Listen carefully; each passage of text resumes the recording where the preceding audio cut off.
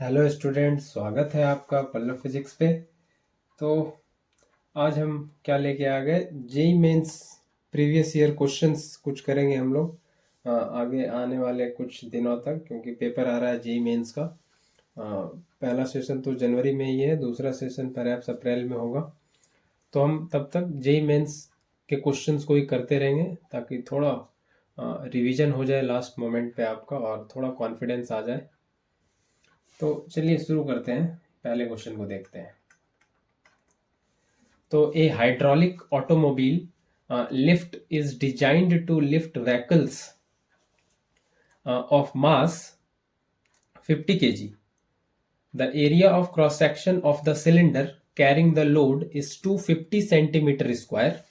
The maximum pressure the smaller piston would have to bear is. तो क्या पूछा है इस क्वेश्चन में, मैक्सिमम प्रेशर निकालने के लिए बोला जा रहा है। ये क्वेश्चन आपका 2023 का है, ठीक है।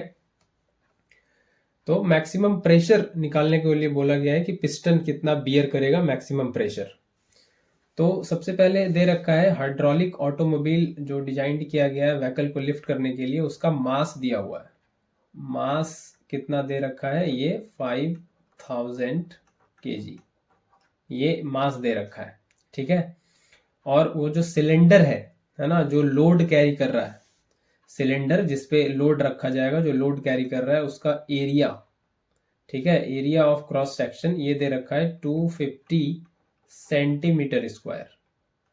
तो इसको लिख सकते हैं 250 इंटू 10 पे पावर -4 मीटर स्क्वायर, ठीक है। ये मीटर स्क्वायर इसको कन्वर्ट कर सकते हैं। तो ये वाला अरेंजमेंट आपने बहुत जगह देखा होगा, कभी बाइक के व्हील को चेंज करते हैं तो वहां पे हम लोग एक यूज करते हैं जैक टाइप से, नहीं, जो गाड़ी को लिफ्ट करता है थोड़ा ऊपर।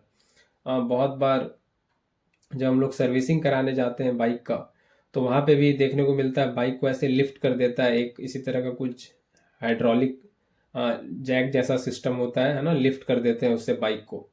और फिर उसका मशीनरी अंदर अच्छे से देखते हैं कि क्या गड़बड़ी है, ठीक भी करना है कुछ, तो ताकि वो मैकेनिक ठीक से देख पाए।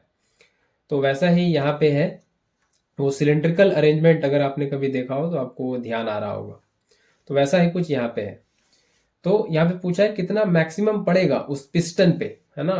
तो प्रेशर होता क्या है, प्रेशर क्या होता है, तो हमको मैक्सिमम प्रेशर निकालना है। तो maximum pressure, maximum pressure, pressure क्या होता है, प्रेशर होता है फोर्स अपॉन एरिया, है ना। प्रेशर क्या होता है, फोर्स अपॉन एरिया। तो फोर्स यहाँ पे क्या लगेगा, तो जो वेट, जो लोड है ना, जो लोड रखा जा रहा है उसी का फोर्स लगेगा। नहीं, लोड जो है mg, है ना, जो लोड रखा जाएगा mg, वही जो वेट लगेगा वही फोर्स है यहाँ पे, और वो एरिया पे लग रहा है। तो लोड कितना है, मास है 5000 और g है 10 और एरिया है 250 इंटू 10 पे पावर -4 मीटर स्क्वायर। तो ये इसको जब कंप्लीटली सॉल्व कर लिया जाएगा तो कितना आ जाएगा, ये जीरो से ये जीरो कैंसिल होगा, ये 25 टू जा 50, ये 20 होगा, और ये 2 इंटू 10 पे पावर 2, और ये ऊपर से आएगा 10 पे पावर 4, तो ये बनेगा 2 पे पावर 6 पास्कल, ठीक है। तो आइए देख लेते हैं कौन सा ऑप्शन सही है। तो 2 इंटू 10 पावर 6, ये सी ऑप्शन सही है, ठीक है। थर्ड ऑप्शन इसका सही है। तो चलिए आगे बढ़ते हैं। तो आपको मेरे साथ बने रहना है, ठीक है, और हम प्रैक्टिस करते रहेंगे क्वेश्चंस की, और आपको थोड़ा आइडिया लगता रहेगा कैसा क्वेश्चन पेपर में आता है। तो चलिए दूसरा क्वेश्चन देख लेते हैं, हम लोग देख लेते हैं दूसरा क्वेश्चन।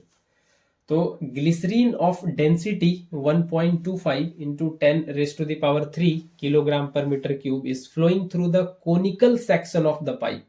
तो पहले तो मैं पाइप बना दूं कि ये कैसा पाइप है। ये पाइप कैसा है, ये पाइप कुछ, अरे थोड़ा सही बन जा भाई, थोड़ा सही बन जा। आज लग रहा है सही नहीं बनेगा, आज पेन बड़ा ही खराब चल रहा है। नहीं, आज लग रहा है बिल्कुल ही सही बनने के मूड में नहीं है,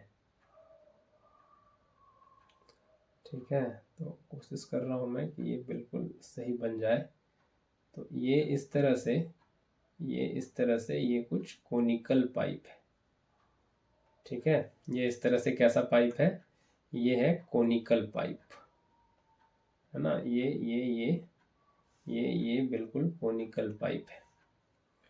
ठीक है, ये कैसा पाइप है, कोनिकल। ठीक है, ये इस तरह से कोनिकल पाइप है।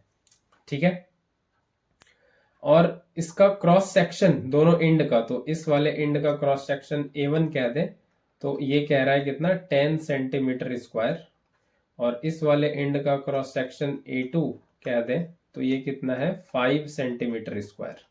ठीक है, ये क्रॉस सेक्शन दिया हुआ है।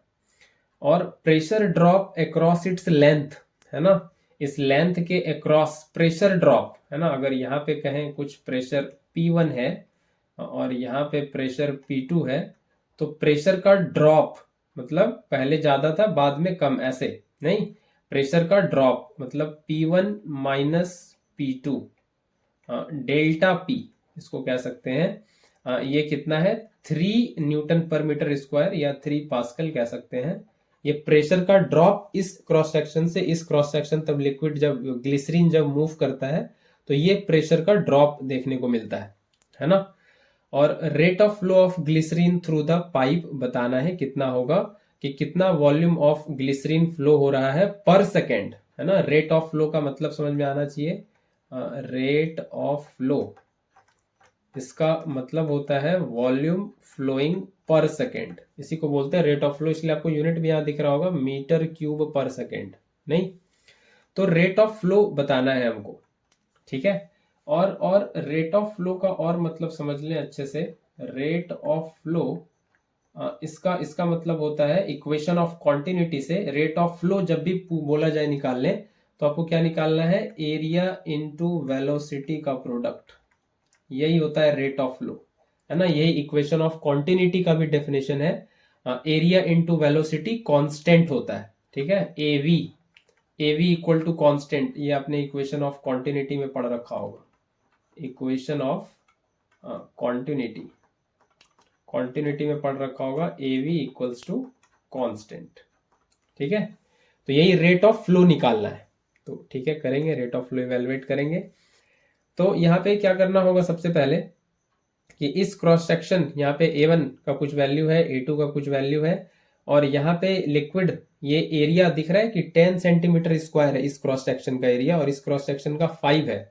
तो डेफिनेटली इधर से लिक्विड जो इंटर कर रहा होगा इसमें, यहाँ पे वेलोसिटी डेफिनेटली कुछ V1 कह दें, और यहाँ पे वेलोसिटी कुछ V2 कह दें, तो डेफिनेटली V2 V1 से ज्यादा होगा नहीं, क्योंकि यहाँ क्रॉस सेक्शन कम है, कम क्रॉस सेक्शन है तो वेलोसिटी तेज होगा थोड़ा, ताकि रेट ऑफ फ्लो कांस्टेंट रहे हमेशा। और यहाँ पे एरिया ज्यादा है तो यहाँ पे वेलोसिटी कम होगा, V1 कम होगा। ठीक है, तो यहाँ पे वेलोसिटी कुछ है, यहाँ पे वेलोसिटी कुछ है, और ये प्रेशर, और ये सेम लेवल पे बात है नहीं, ये सेम लेवल पे है।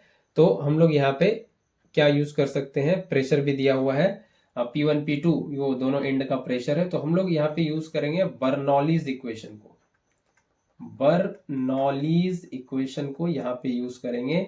और ये कहता है कि P1 प्लस प्लस हाफ रो V1 square plus rho GH, potential head भी आता है लेकिन यहाँ सेम लेवल पे है ना, तो लिख देता हूं मैं एक बार वैसे, रो GH, क्योंकि सेम लेवल पे है दोनों एंड। और यहाँ पे इस एंड पे P2 plus half rho V2 square, rho हो गया डेंसिटी ऑफ ग्लिसरीन, और प्लस रो GH, क्योंकि सेम लेवल पे है तो ये पोटेंशियल हेड वाला जो टर्म है रो GH ये कैंसिल हो जाएगा, सिर्फ ये प्रेशर हेड P1 P2 और kinetic head half rho V1 square half rho V2 square ये सरवाइव करेगा। तो इसको आप सॉल्व कर ले बस, ये P1 है ना, ये रो GH कैंसिल कैसे हुआ समझ में आया, है ना। ये बर्नौलीज आपने पढ़ा होगा, तो ये एक पहले रेफरेंस से लेके बताते हैं कि ये वाला एंड कितने हाइट पे है और ये वाला एंड कितने हाइट पे है, तो दोनों अभी सेम हाइट पे है ना, तो कोई डिफरेंस नहीं आएगा पोटेंशियल हेड में, पोटेंशियल हेड सेम रहेगा। तो ये P1 माइनस P2 ये इधर आ गया, और ये इधर आ जाएगा half rho V2 square minus half rho V1 square. तो ये P1 minus P2 this is delta P, और ये हाफ रो कॉमन करें तो ये बनेगा V2 square minus V1 square. ठीक है, तो ये डेल्टा P ये तो दे रखा है 3, और ये हाफ डेंसिटी डेंसिटी कितना दे रखा है 1.25 इंटू 10 पे पावर 3। तो डेंसिटी दे रखा है 1.25 इंटू 10 पे पावर 3। V2 का स्क्वायर ये कितना है, ये पता करना पड़ेगा अभी, ये अभी इवेलुएट कर लेंगे हम लोग। तो इसको अभी कह रहे हैं इक्वेशन 1। तो 3 equal to half into 1.25 into 10 पे पावर 3 और V2 square minus V1 square. तो आगे बढ़ते हैं, अब ये कैसे होगा आगे V2 स्क्वायर V1 स्क्वायर। तो इसको एक बार मैं फिर से लिख लूँ, 3 equals to half into 1.25 into 10 पे पावर 3 और V2 square minus V1 square. तो ये V1 V2 अब कैसे सॉल्व होगा। तो इक्वेशन ऑफ कॉन्टिन्यूटी पता है, इक्वेशन ऑफ कॉन्टिन्यूटी इसकी चर्चा मैंने अभी तुरंत की। इक्वेशन ऑफ कॉन्टिन्यूटी होता है कि रेट ऑफ फ्लो कांस्टेंट होता है A1 V1 equals to A2 V2।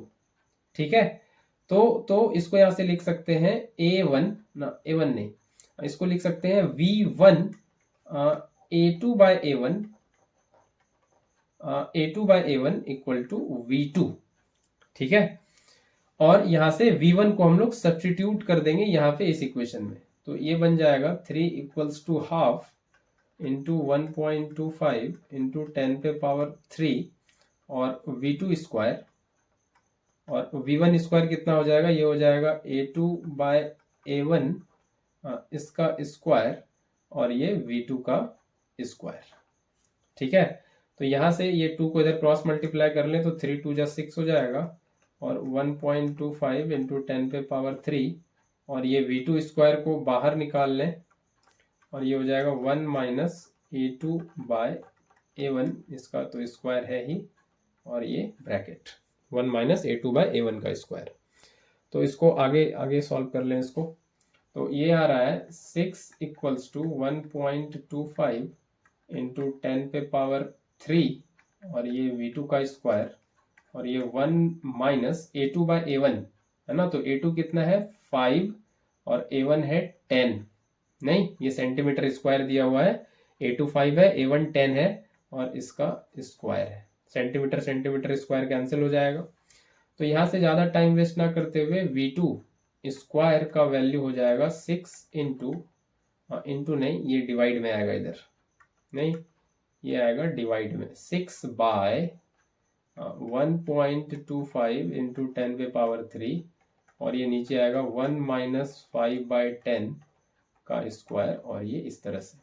और ये इवेंचुअली सॉल्व करके ये V2 का वैल्यू ये रूट में जाएगा पूरा, ये वैल्यू आ जाता है कितना 8 इंटू 10 पे पावर -2, ये इतना मीटर पर सेकेंड आ जाता है।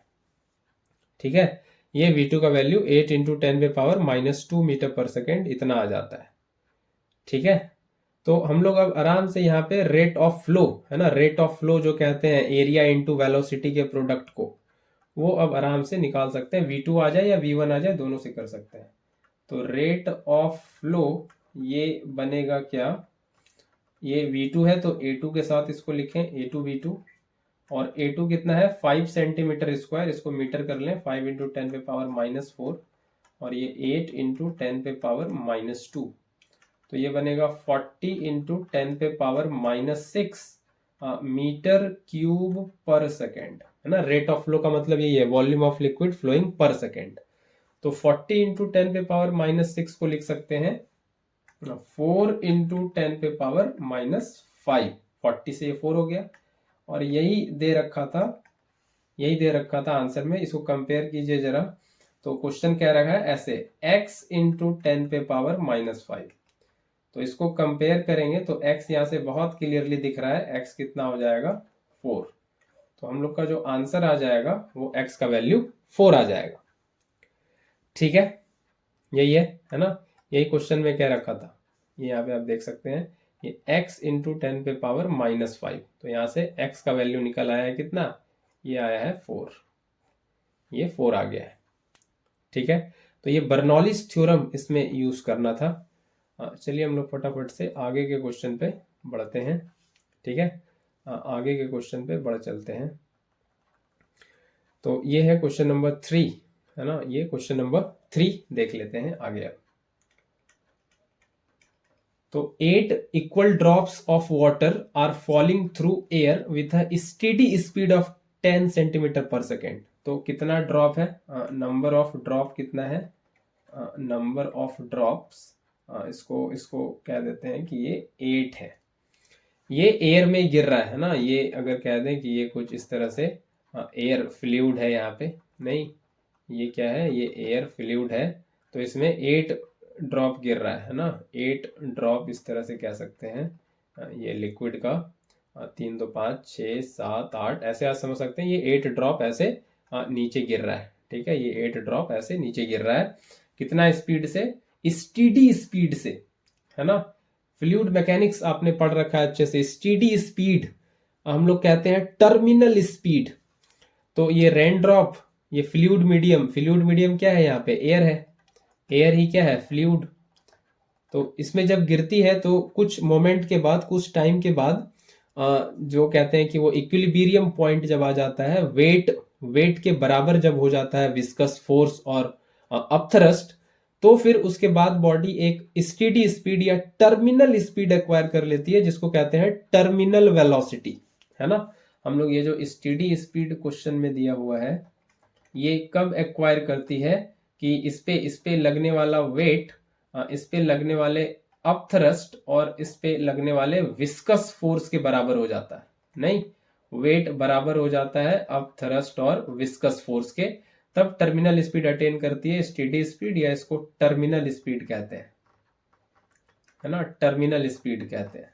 तो ये होता है वी टर्मिनल स्पीड, और इसका फॉर्मूला अगर आपको पता हो टर्मिनल स्पीड का, तो ये हो जाता है 2/9, और ये ईटा कोएफिशिएंट ऑफ विस्कोसिटी, और ये सिग्मा, है ना, ये density of what liquid, body का डेंसिटी, यहाँ पे बॉडी क्या है, वाटर ड्रॉप, और rho this is density of fluid, into R square into g, ये radius of drop into gravity, ये टर्मिनल वेलोसिटी का फॉर्मूला होता है। ठीक है, ये सिग्मा जो पहले लिखा हुआ है, ये ड्रॉप का डेंसिटी हो गया, और ये फ्लूइड, ये एयर का डेंसिटी हो गया रो, और ये radius are square into g ये हो गया, और ईटा क्या है, कोएफिशिएंट ऑफ विस्कोसिटी। तो ये मैंने आपको बता दिया। तो ये दे रखा है 10 सेंटीमीटर पर सेकेंड, ये दे रखा है। ठीक है, ये पहले क्वेश्चन, पहले पार्ट के लिए। तो ये दे रखा है कितना, ये 10 सेंटीमीटर पर सेकेंड ये दे रखा है, 2/9 सिग्मा माइनस रो ईटा, और ये आर स्क्वायर जी। ठीक है, ये पहले पार्ट के लिए दे रखा है। ये 8 ड्रॉप जो है ना, कोलेस करके एक बड़ा सा ड्रॉप बना रहा है, 8 ड्रॉप सारा एक दूसरे में समा के एक बड़ा सा ड्रॉप बना रहा है।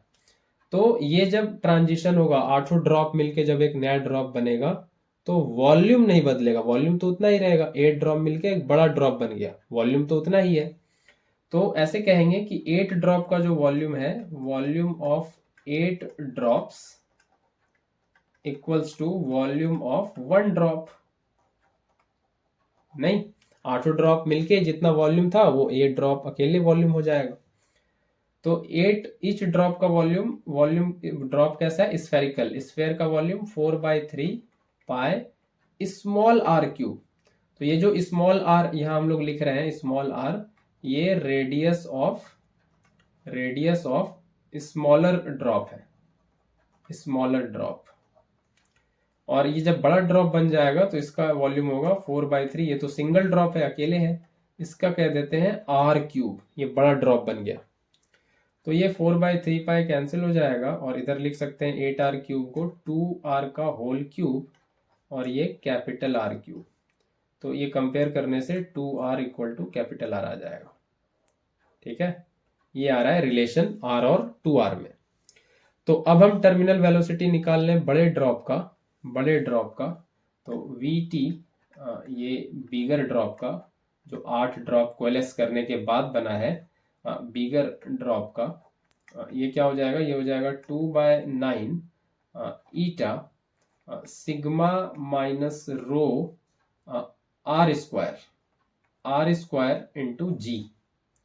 तो ये हो जाएगा 2/9 ईटा सिग्मा माइनस रो, और आर को क्या लिख सकते हैं, ये 2r का होल स्क्वायर इंटू जी, और ये हो जाएगा 2/9 ईटा सिग्मा माइनस रो, और ये हो जाएगा 4r स्क्वायर इंटू जी, और यहाँ से 4 बाहर कर लें तो ये बचेगा 2/9 eta sigma minus rho R square into g. तो ये हो जाएगा 4, और ये आप ध्यान से देखें ये क्या वैल्यू आ गया, ये यही वैल्यू आ गया, ये वाला, यही तो है, यही तो आ गया पूरा, ये यही तो आ गया पूरा, ये वाला नहीं, जो 10 सेंटीमीटर पर सेकेंड के बराबर है।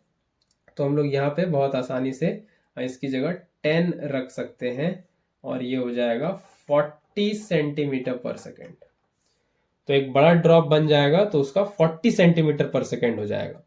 तो इसमें आपको टर्मिनल स्पीड का कॉन्सेप्ट यूज करना है इस क्वेश्चन को बनाने के लिए। ठीक है, आई होप ये क्वेश्चन आपको समझ आया है। तो हम लोग आगे बढ़ जाते हैं फटाफट से। ठीक है, हम लोग आगे अब बढ़ जाते हैं, क्वेश्चन नंबर 4 देखते हैं। ठीक है, तो आई होप आपको क्वेश्चन समझ में आ रहा है जो प्रीवियस ईयर में आया हुआ है। तो इसका मैं आंसर मार्क कर दूं बस, तो ये 40 सेंटीमीटर पर सेकेंड, ये इसका सही आंसर है। ठीक है, तो अब चलते हैं क्वेश्चन नंबर 4, ये देखते हैं। ये 2021 का आया हुआ है। When two soap bubbles of radii A and B coalesce, the radius of curvature of common surface is। तो दो सोप बबल है, एक सोप बबल है ना, एक सोप बबल है ए रेडियस का, एक सोप बबल है कुछ ए रेडियस का, और एक दूसरा सोप बबल है इससे बड़ा है थोड़ा, ठीक है, इससे बड़ा है थोड़ा, ये बी रेडियस का। ठीक है, ये दोनों कोलेस कर रहे हैं, कंबाइन कर रहे हैं। ठीक है, ये दोनों कोलेस कर रहे हैं, है ना, ये कंबाइन कर रहे हैं। ठीक है, कोलेस कर रहे हैं और कंबाइन कर रहे हैं, तो उसके बाद ये ऐसा कुछ बन जा रहे हैं, ऐसा। ठीक है, ये कुछ ऐसा बन जा रहे हैं कोलेस करके, ये कुछ ऐसा बन जा रहा है। ठीक है, ये इस तरह से अप्रोक्सीमेटली, थोड़ा सा सही करें इसको, हाँ, ये कुछ इस तरह से बन जा रहा है, ये कुछ इस तरह से बन जा रहा है। ठीक है, ये इस तरह से कुछ कोलेस करके ये दोनों अप्रोक्सीमेटली कुछ ऐसा, ये दोनों कोलेस करके बना रहे हैं। तो ये वाले ड्रॉप का ये रेडियस ए, और ये वाले ड्रॉप का ये रेडियस बी, और ये दोनों जब कोलेस किए तो ये बन रहा है इसमें कुछ, ये कॉमन सरफेस है ना, ये वाला क्या बन रहा है, ये बन रहा है कॉमन सरफेस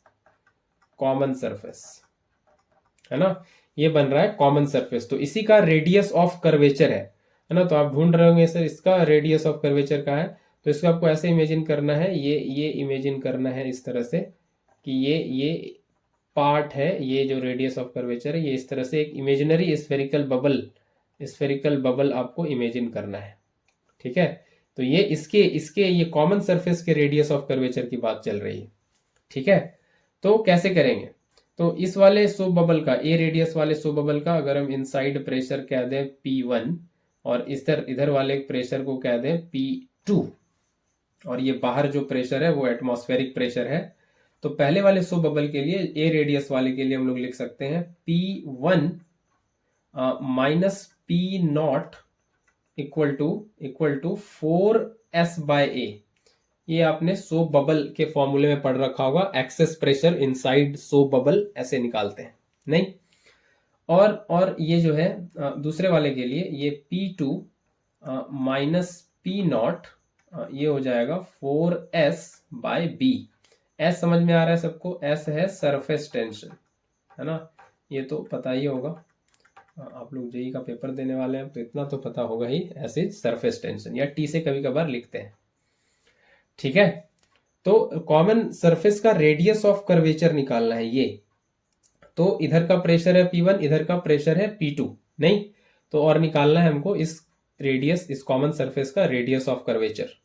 तो कैसे करेंगे, क्या करेंगे, कैसे आएगा कॉमन सरफेस का रेडियस ऑफ कर्वेचर? तो यहाँ पे ये हो जाएगा P1 और माइनस P2 और ये हो जाएगा 4s/r, ऐसे कह सकते हैं इसको, हो जाएगा।